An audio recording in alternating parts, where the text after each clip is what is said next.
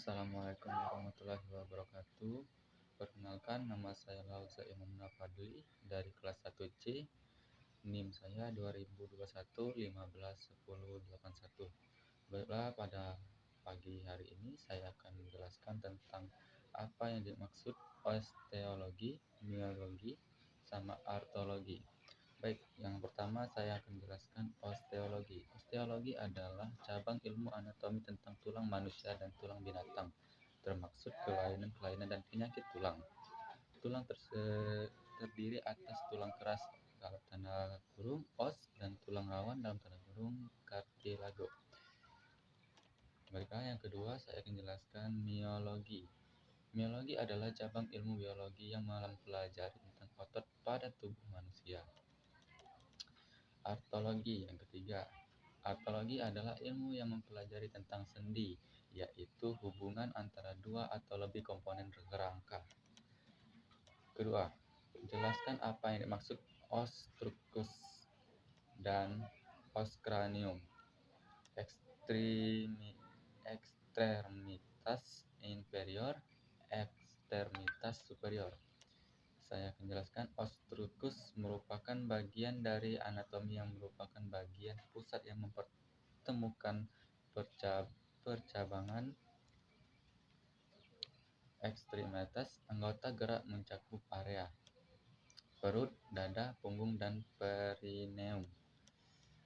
Os cranium terkadang digunakan untuk menyatakan tulang penyusun skull yang membentuk tempat vakum krani dan melindungi otak dengan mengecualikan tulang rahang dan bawah tulang-tulang gajah.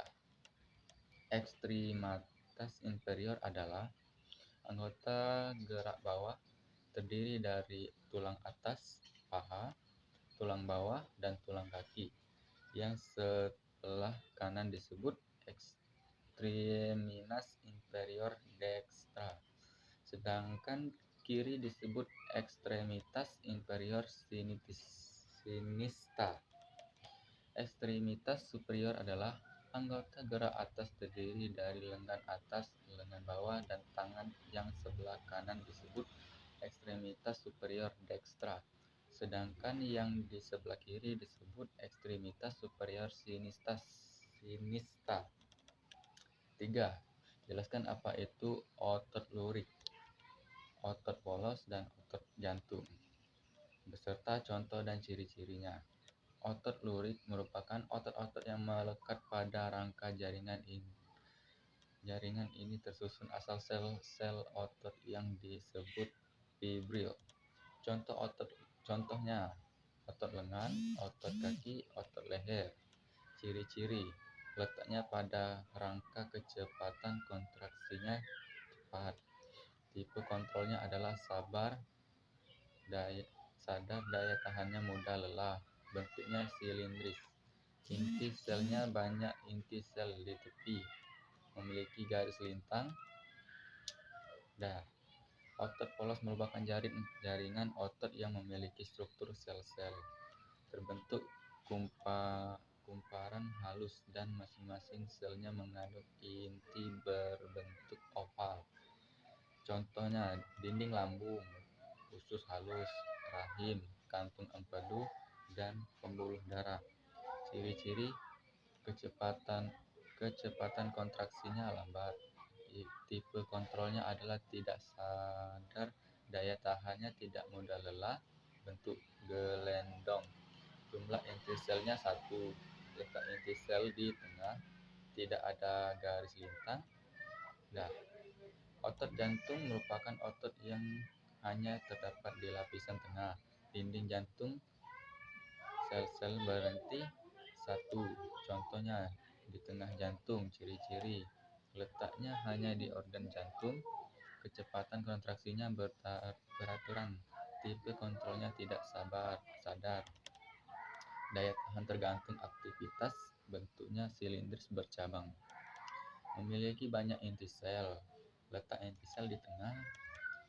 4. Jelaskan apa itu sinartrosis, amfiartrosis, diartrosis. Sebutkan contohnya. Sinartrosis Diartrosis adalah persendian yang tidak mungkin terjadinya pergerakan. Contoh, sendi yang terdapat pada tulang tengkorak.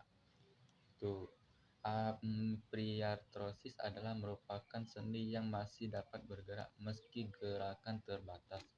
Contoh, sendi yang terdapat pada tulang antaruas, tulang belakang, dan tulang rusuk. Diartrosis adalah sendi yang dapat bergerak bebas. Contohnya sendi pada siku, lutut, tulang-tulang pergelangan tangan, dan pergelangan kaki.